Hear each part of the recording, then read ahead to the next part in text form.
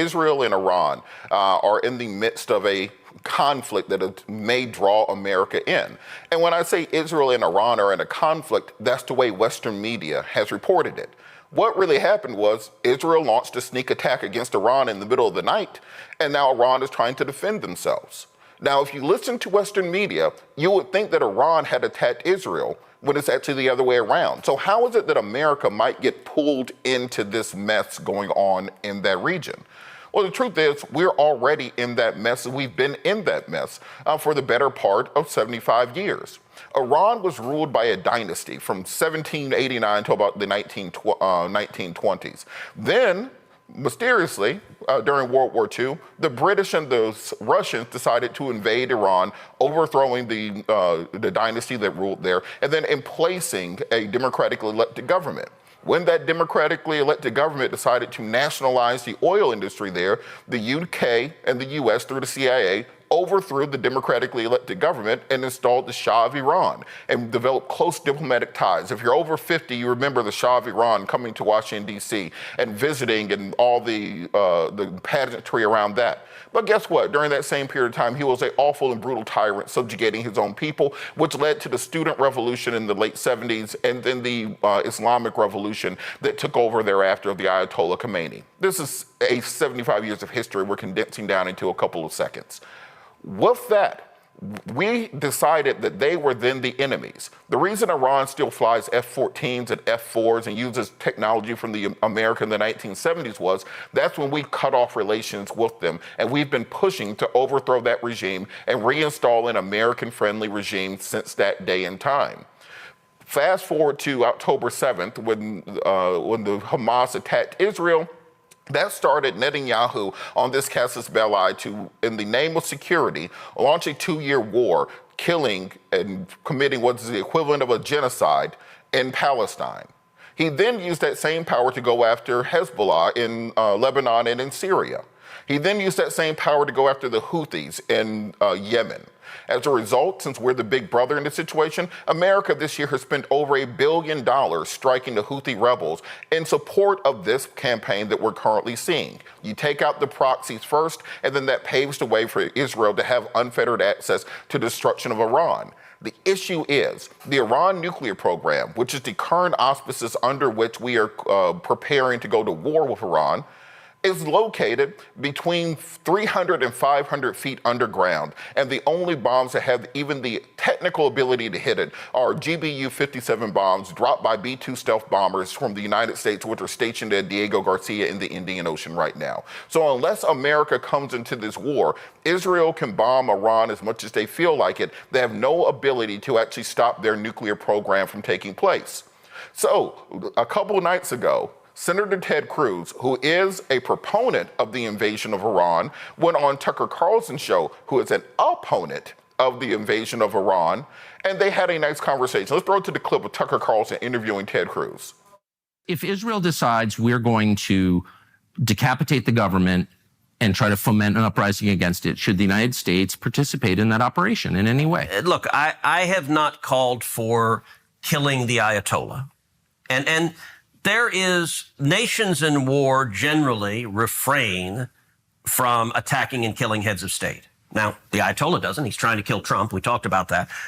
But we shouldn't punish him for it. Look, there has been a long-standing, nations in war have refrained from killing heads of state.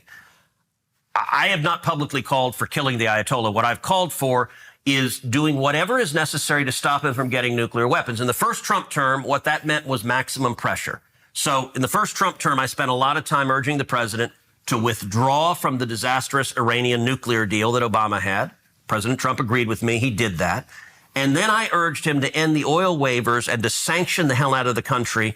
And it ended up crippling their economy. So Iran at the time was selling 2 million barrels of oil a day. 1 million barrels of oil a day. When President Trump ended the oil waivers, it cut their sales to 300,000 barrels a day.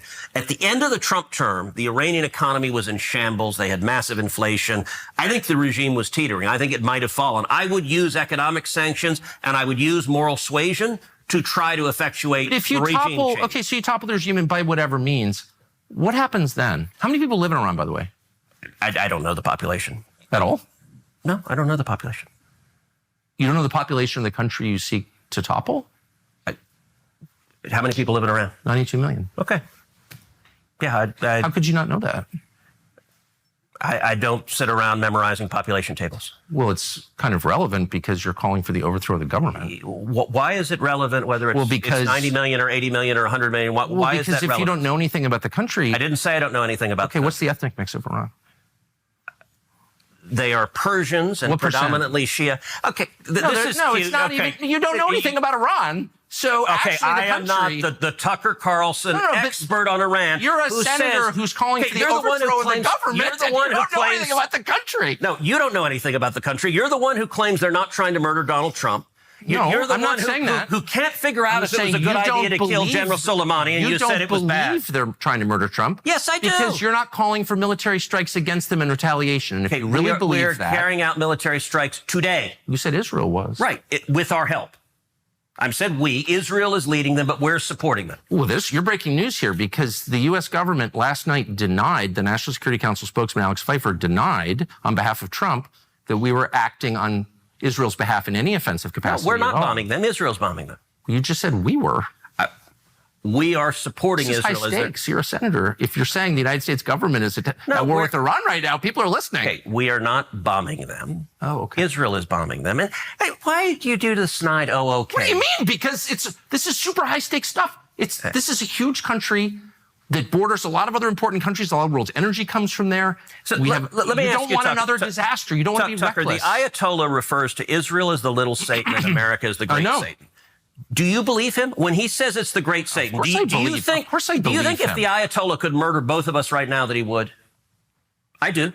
I believe him. Okay, I assume no good faith on the part of the Ayatollah. No, not and good if your faith. implication is like I'm pro-Ayatollah or something. No, it's not good faith. It's that... Just saying, you're a lawmaker. You're a powerful person in Washington.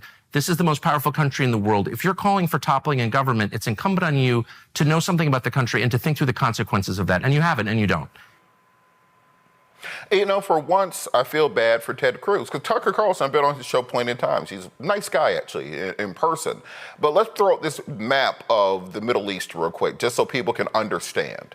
So right there in the middle, that's Iran. The big thing in the middle, look to the left of that. That is Iraq. Remember that time we tried to invade Iraq, how well that went? See how much bigger Iran is than Iraq? Guess what? We'd have that much more of a problem if we decide to have a military intervention. Look on the other side of Iran. That's Afghanistan. Remember that time we tried to invade Afghanistan? Remember how well that went? Well, we're going to have all those problems plus some if we're trying to do a military intervention in Iran. Add into that, when Ted Cruz talks about regime change, toppling the regime, to the northwest corner of Iran, so top left of your screen, that area is Kurdistan. It's a semi-autonomous region of a Kurdish people that stretches between the Iranian, the Iraqi, and the Turkish borders. Look all the way down to the southeast corner where Iran intersects with Afghanistan and Pakistan. That area is called Balochistan. That is a semi-autonomous region which is spread out between Afghanistan, Pakistan, and Iran. If you look at the border between Iran and Iraq, that is the Sawat al-Arab waterway, where they have been going to war for the past 40 years for water rights to that. Look all the way on the Afghan border. There's a river there. Iran and Afghanistan have been fighting for the last 5 years over water rights to that river. So if the regime falls, all those people immediately invade and declare independence. You have a civil war going on in Kurdistan. You have a civil war going on in Balochistan. You're invaded by Iraq. You're invaded by Afghanistan. To the top east corner, they have semi-autonomous area by Turkmenistan that also becomes immediately independent. Hello, I'm Isaac Hayes III, founder and CEO of Fanbase. Listen to what I'm about to tell you. The window to invest in Fanbase is closing. We've raised over $10.6 million of our $17 million goal. That means there's room for less than 6,370 people to invest in Fanbase for the average amount. The minimum to invest in Fanbase right now is $399. That makes you an owner in Fanbase today. Go to startengine.com/fanbase to invest. Why? Because current social apps have taken advantage of users for far too long, with content suppression, shadow banning, harmful racist content, and no real tools for monetization and equity. Fanbase has over 1.4 million users and counting, allowing anyone to reach all their following and monetize their content from day one.